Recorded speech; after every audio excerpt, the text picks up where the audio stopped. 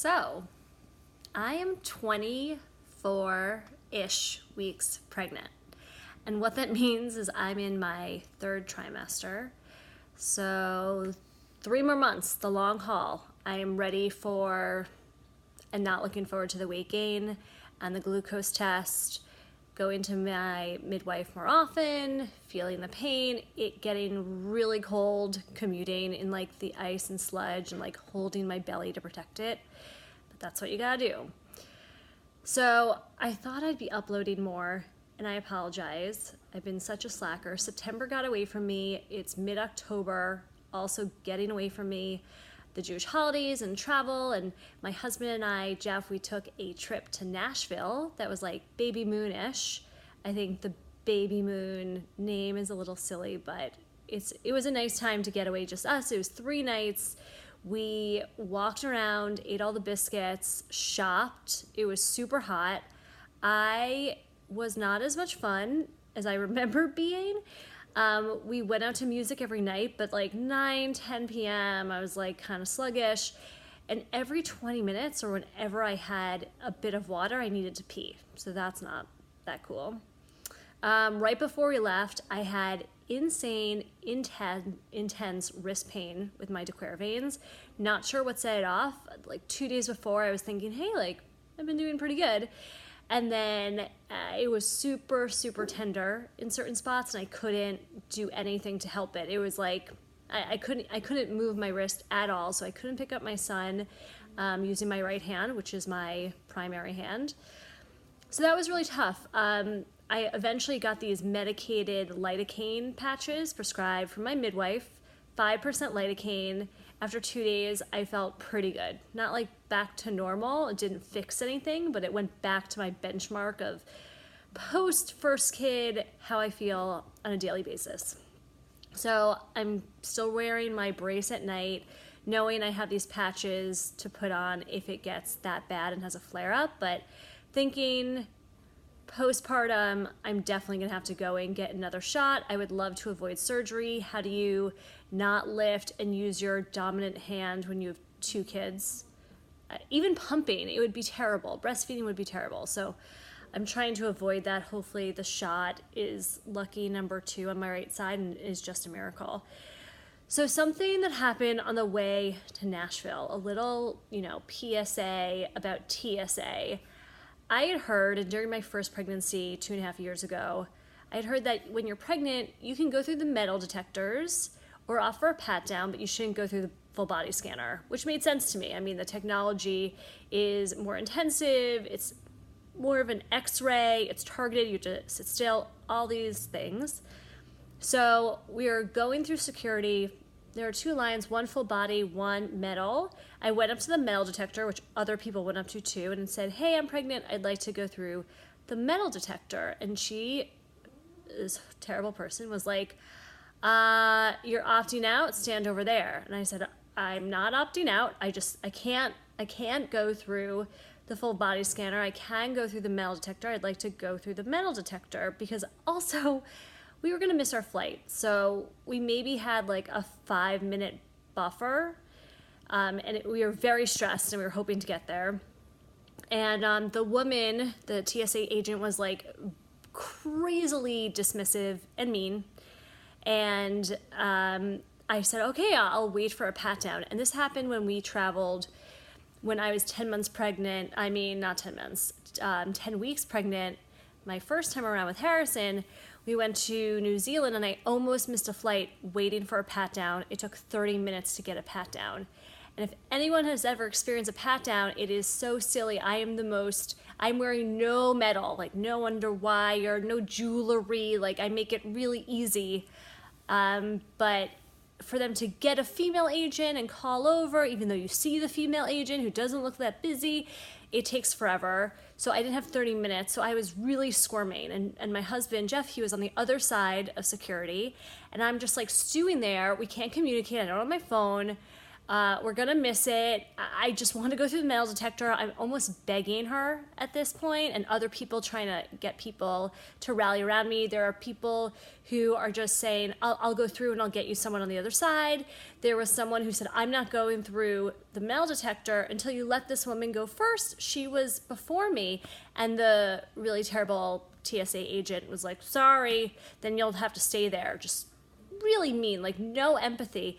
And I was getting so stressed and so worked up, I started to cry. And I don't blame this all on like pregnancy hormones, but I haven't cried like that also in public, but it was uncontrollable. And I was just like breaking down and being like, I just want to go through the metal detector and she won't let me. And after, I would say 20 minutes, it was just so crazy in general going through the security at Newark for no reason. I'm not sure what was going on. Someone gave me a pat down. We ran, or Jeff ran to the gate. I was like waddling. I'm not in a running fitness level right now. He runs to the gate. It had already left our plane. Our baggage, which we got in under the wire, we didn't know this, but it was put on a secondary flight, which we found out when we went to customer service. So we were matched with our luggage, and it turned out to be better. But it was like such a surge of emotions and stress that I wasn't prepared for. It caught me really off guard, and it was terrible. And something I now know, which I'll pass on to anyone because I've done some research since, and there's tons of articles about how TSA is terrible to pregnant women, and how once the baby is outside your body and you go to a metal detector, they're a lot more willing to work with you. But this woman said if you opt out of one, you opt out of both, so you have to wait, just like very cut and dry. And when we missed our flight, I tried to go back and find her and just be like, you are a terrible person. Sorry, but no empathy, no understanding. There was a better way to talk to someone. So rules are rules. If you do say you can't go through one, you can't go through either, and you have to wait for a pat down. It is outdated knowledge, I've learned, that the full body scan is harmful to pregnant women. Though, I don't know the tests, and I'm sure that, no harm has been found. So does that mean no harm can be done? Not sure. But TSA has been very open and very public about saying that you can go through a full body scanner. There's tons of articles saying that it is safe. If you are going to opt out and do a pat down, I think you should leave yourself a huge buffer. You're going to be waiting there for at least 30 minutes for a pat down. And once the baby is out of your body, and as an infant, the reason they can't go through a full body scanner and need to go through the metal detector is quote unquote because they're too wiggly. It was built for a full-size adult or someone like over 12 versus a baby. So that's why if they're strapped to you or you're carrying them, you can go through a metal detector. So that kicked off the trip in a not so good way, but now I know. I'm still not sure, even though I've seen like the science behind it, if I would continue to opt out. I probably would. I don't know. It's just a precaution I'm willing to take as long as I have that extra time, which I will leave myself in the future. So that we did around like 20 weeks. Now I'm 24 weeks. We had the fetal echo heart scan because I'm over 35. Which is old to have a baby, they say, again. But things can happen, just like advanced maternal age, even though I don't feel that advanced. And, good thing, and nothing that I'm too upset about, but good to know, is that our little girl has a tiny hole in her ventricle of her heart. So it's also known as a heart monitor, or VSD. And when she comes out, they're just gonna look at it and check it and make sure everything's okay. But they do this to check for other like congenital heart defects, and just to give you a heads up that this is something that happens. In most of the cases, the majority of the cases, it closes up before the kid is 2 years old. And the reason I'm not getting that upset about it or that spooked by it is that I had it when I was little. So I had it and then it closed up within a year. And then my niece actually, who was born last April, she had the same thing and she's 6 months now and it also closed. So they say it's 1 in 50 cases, which is a lot. And what causes it is just genetics, which I have because I had it, and environment, which is age, which I guess I also have. So that was upsetting, but taking it in stride. Like my midwife, my OB, no one is worried, so I'm not that worried and feel pretty confident it will close. And I'm definitely getting bigger. I mean, something happened between 21 and 24 weeks. So in the last 3 weeks, I've put on probably 5 to 6 pounds, which is no one's up in arms about it. Everyone thinks my weight gain is fine, but I can feel it on my body, and I can feel it when I pick up my son. I have more back pain, my sciatica. My baby is also head down, like super, super on top of my cervix, like just no gap, just right on there. And then on my right side. So I will take a step and then I'll feel like a pang in my right side.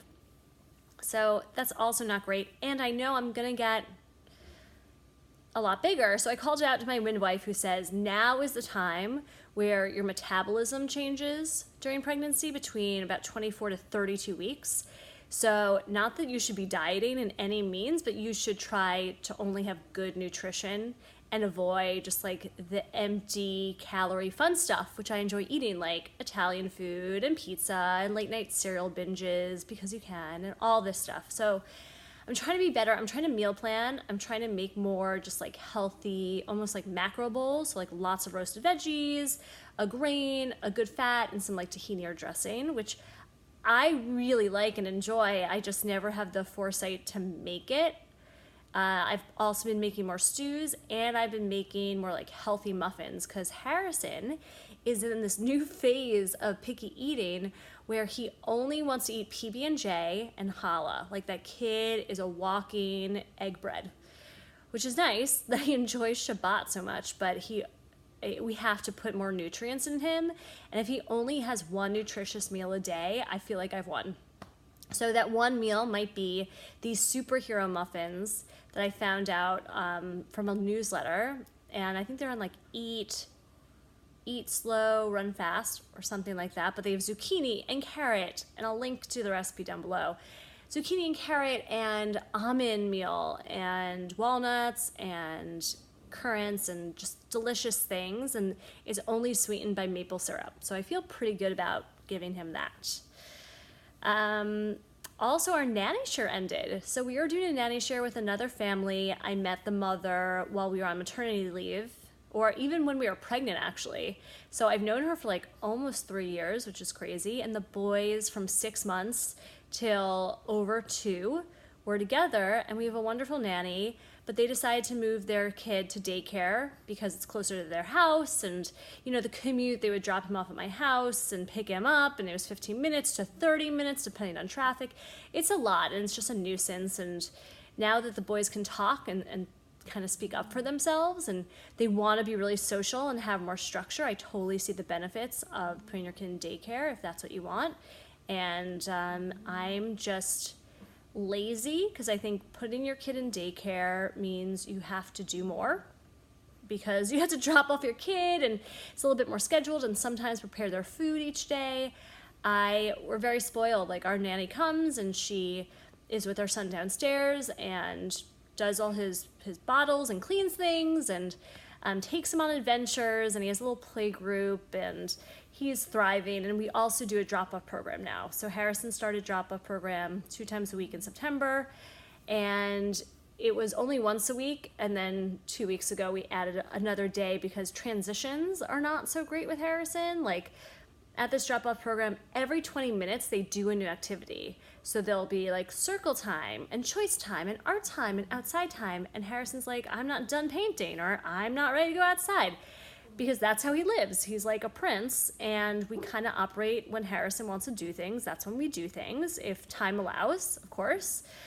But in general, I think this is a good lesson for him. You know, like, I would love to like put him in a bubble and just cater to every whim, but that would create a monster, I think. So trying to think more about that, think more about discipline and restrictions and limitations, just because I'm going to be less available to him when the baby comes, and he's not going to like it. You know, already I eat dinner and he's like, Mama, all done. And he'll start like whining. And dinner is something I must do. Like, I must eat.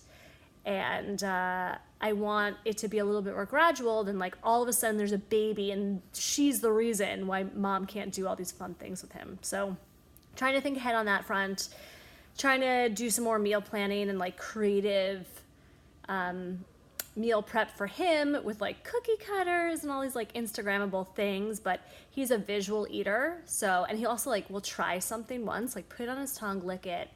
And if he's not into it, he'll just put it aside. So I need to really win with that first bite. So we even do sometimes a 3-bite rule, which Pete the cat told us about. So he will like nibble on it, lick it, and eventually eat it. And then he'll say, Hara likes it, and not continue, and then ask for a PBJ or a waffle. Trader Joe's has these new pumpkin everything, these new pumpkin waffles that when I compare them, they're frozen, to other waffles, they have more protein and less saturated fat and less sugar. So go get those. I'm all about the freezer. I've never been so into my freezer than I am with a kid. Other things that I am loving is, Maybelline's jumping up on me, are no clasp bras. So wearing a bra is annoying for me, and it kind of hurts towards the end of the day. I just take it off. I'm gonna pick up Maybelline. Hi, Queen. So I found these ones seamless on Urban Outfitters that are thermal, which is great because it's getting cold, and also I'm hoping that they won't, I'm like very big into, like, I don't want my nipples to show, right? Like I don't want that to come through my blouse or anything. So this is already a waffle material. It's pretty thick, so I think that'll kind of guard it. And it also is a triangle bra, so it has skinny straps. A lot of the like mushier bras or like shapeless ones that don't have underwire or cups usually have a thick strap, which I can see with a blouse. So I like that it has very thin straps, and then it's a triangle, and then it goes to the back, but there's no clasp. So I love those. I ordered them in every color. They are on sale.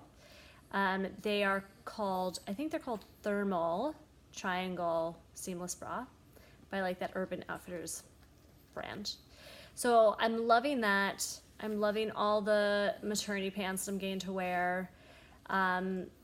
I am loving, I'm loving thinking about my registry and then not doing anything with that information. So there's like a ton of stuff that I've talked about that we need. We're also thinking about how to rearrange the bedrooms, like moving my son when he's 3 to a big boy bed, and then moving our little girl out of our room into her own room, which is currently an office. So like, how do we get the furniture we need now so that we're not scrambling? And I also want to buy a ton of stuff used because the quality in this, it's probably not something I'm going to invest in, especially if we move to a larger space or a house in a few years. So a lot of things going on. In 2 weeks, I'm taking the glucose test, which the first time around, I failed the first time. And I'm not sure why, but you know, I was like on the border, so I had to retake it. And that drink is so gross. You do not want to take this test. I got the limeade flavor, which they say is flat Sprite. And I have a really early appointment, and I'm gonna fast. There's a whole debate about if you should fast, if you should not fast. But fasting last time helped me and worked.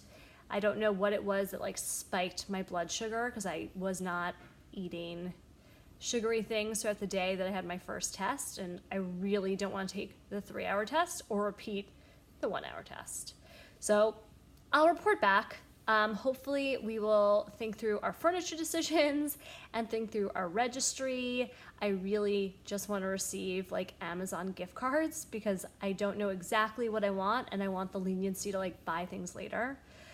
So I'm not sure how to frame that, but if you have any suggestions of things that are like appropriate, because people are going to send me stuffed animals and blankets, and I'm thankful, or clothes. I have all these things. I don't need them, and I know people's gifts to me will be cuter, but being, you know, like a second-time mom, I don't want you to spend $25 on a swaddle when I'll like buy one for $2 on Amazon, or I can buy them used, or I'll get them for free from another mom who lives close. So, rant over. Exciting things to come. I'll try to post again after the glucose test. Also, I'll talk about what I really want and what I'm eyeing, because I think this time I might like do a little splurgy stuff. I talked about the stroller. We gave away the double stroller that we had in our nanny share. It was kind of on its last leg. There was a City Mini. I don't think it was a GT. It was just like a baby jogger City Mini side by side. So I'm very into the whole like side by side versus vertical discussion, and where I should be thinking with the 2.5 age gap between my kids, which is so funny to say age gap between my kids, because like she's like half a kid right now. But 3 months away, she'll be a real kid, and I'm stoked and scared. And Harrison has been having like night terrors. You know, he's 2 and 4 months, so he'll like in the middle of the night just cry and go back to sleep and not sit up, but he's obviously having nightmares and night terrors, which is normal for this age. But it reminds me of that newborn phase where like you're sleeping and you hear someone cry in the background and you're like, please, not me. I can't do it. I just can't do it. And here I am like pretty well rested. So not looking forward to that, but all the other stuff, the cuddles, like just hibernating for 2 months, hopefully getting my brain in a better place this time around, because I have the help and support of my nanny Jackie, and Jeff will be home, and we have a larger space, and we're not moving, so all these things should make it a little bit easier. But stay tuned. Exciting updates. I keep getting bigger. Talk to you soon. Bye.